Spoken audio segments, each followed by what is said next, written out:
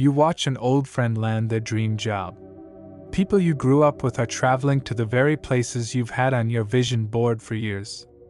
Your coworkers are being recognized and promoted. Your best friend just met someone who feels like the one. And the people you used to hang out with? They're settling down, buying homes, starting families. It feels like everyone is moving forward, making progress, and you're just stuck. Still trying to figure things out. Still trying to catch your breath in a race you didn't even realize you were running. I get it. Truly, I do. And if this sounds like you, welcome back to the iCar Playbook. This episode is for anyone who feels like they're falling behind. We hear it all the time. Comparison is the thief of joy. And it's true. But it's also human. We're wired to compare, not out of weakness, but out of survival. Since the beginning of time, we've looked at others to learn, to grow, to adapt. It's how we evolved. So no, comparing yourself to others doesn't make you broken, it makes you human. The danger isn't in the comparison itself. The danger is in what you do with it. Are you using it to grow? To get inspired? Or are you letting it chip away at your self-worth? There's a huge difference between saying, "If they can do it, I can too, let me step up," and saying, "They're so far ahead. I must be doing something wrong. Maybe I'm not enough." See the difference? One creates possibility. The other creates shame.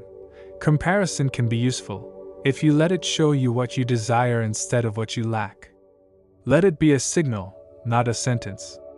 A mirror, not a measure of your worth. Think of yourself like an alchemist, someone who can take anything, even envy or discomfort, and turn it into something meaningful. You see someone achieving something you want? Amazing. Get curious about why that triggered you. Let it show you what matters to you. Then let that awareness fuel your action. Because the truth is, someone else's win doesn't cancel out your future. There's room for all of us. But when you let comparison turn into competition, especially in a race that was never yours to begin with, that's when it becomes toxic. So no, you don't need to stop comparing altogether. But you do need to stop telling yourself that you're late, that you've failed, or that you're behind. You're not supposed to be where they are. You're supposed to be where you are. And sometimes, the reason you feel behind isn't because of what others are doing. It's because of what you keep telling yourself. You keep replaying old regrets. What if I had chosen differently? What if I hadn't wasted all that time? What if I had just believed in myself sooner? But here's the truth. You did the best you could with what you knew. That version of you, the one who made those choices, didn't have the perspective you have now. And that perspective? It only exists because of those experiences. There's this quote by Abraham Lincoln. "If I had 6 hours to chop down a tree, I'd spend the first 4 sharpening the axe."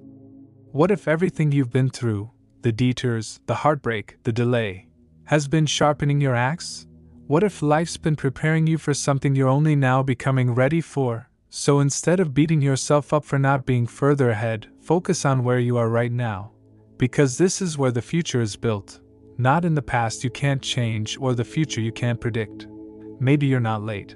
Maybe you're just on time. Your time. And honestly, sometimes taking it slow and doing it right is better than rushing and ending up somewhere that doesn't even feel like home. So before you get caught up in how far you think you have to go, take a second to look at how far you've already come. Think about what you've survived, what you've learned, who you're becoming. You're doing better than you think. I'm proud of you. Truly.